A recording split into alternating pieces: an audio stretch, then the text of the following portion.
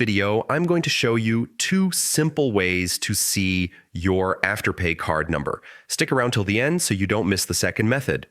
First, open the App Store and search for the Afterpay app.